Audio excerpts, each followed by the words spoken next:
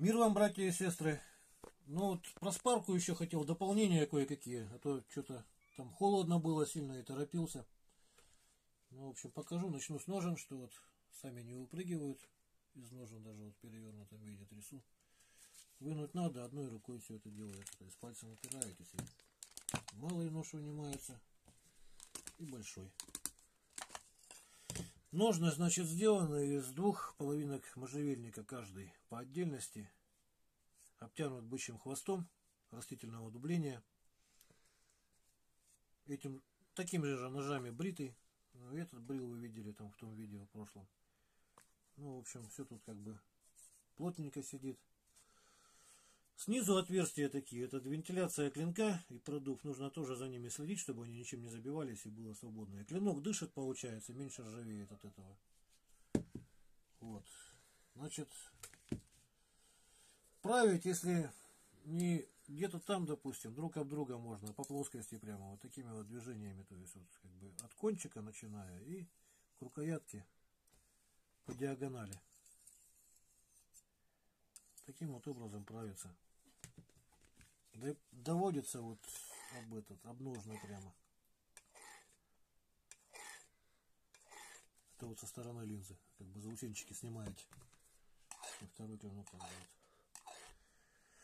Вот, если, допустим, есть возможность взять где-то на наждачке, там, в автомагазинах она продается обычно, вот, ну, вот 2,5 это я последнюю беру, а так вот, если, допустим, сильно затупилось, то можно взять погрубее наждачку. Там, от 600 начиная, или даже 180 можно, в зависимости от затупления. Вот так вот по плоскости просто правите, как бы. И с обратной стороны заученчики вот снимаете. То же самое. То есть преимущество якутского ножа в том, что не нужно выдерживать угол заточки. Вот примерно так. Так, и что еще из ухода? Сталь хорошая, резучая, проверенная временем. Это та же углеродка, простая, обыкновенная, какие 1000 лет назад. Много циклов ковки очень. Зонная закалочка, вот линия хамон видна. И это вот я его смазываю домашним баллистолом, чтобы оно не ржавело. Ну, можно ружейным баллистолом, можно жиром добычи. Вот. Сейчас вот на почте я не знаю, как она поедет, там вдруг там какие-то влажные, сырые условия, короче, или еще что-либо. Лучше смажем на всякий случай. Вот. И ножны, чтобы не пересыхали, то есть как за любой кожей, за обувью тоже уход нужен. Иначе кожа пересыхает, трескается, ну сами знаете. Любая кожа требует ухода. Здесь тоже. Ну это либо вазелиновым маслом, но это домашний баллистол вот я делаю. Это 100 грамм вазелиновое масло, 25 грамм керосина и 20 грамм скипидара.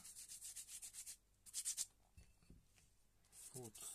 Смажем, ножны пропитаем. Нужно и это. И будет оно долго сохраняться. Керосин, вот я взял в этот раз, короче, керосин какой-то, они разные бывают. Бывает такой, что вот он не сильно такой запах неприятный, а бывает такой прям резкий запах. Вот, керосинчик выбирайте, чтобы хороший был. Вот, смажем так вот их. Ну, в общем-то, вроде бы все показал. А рукоять еще не рассказал. Рукоять сувель березы, стабилизированная льняным маслом. Это оно вот на водяной бане стояло. То есть вот в банке с маслом, а масло это стояло в кастрюле с водой. И потихонечку кипело. И так 7 часов подряд, пока пузырьки все не вышли с рукоятки. То есть влаги оно не боится, рукоятка. Удобная. Хвостовик почти до конца. Вот здесь вот в маленьком ноже даже видно немножко там отверстие такое получилось. И вот видно хвостовик, конец. Сквозь эбоксидку. На чопиках традиционно по-якутски. Вот, в общем, всего самого доброго. До свидания.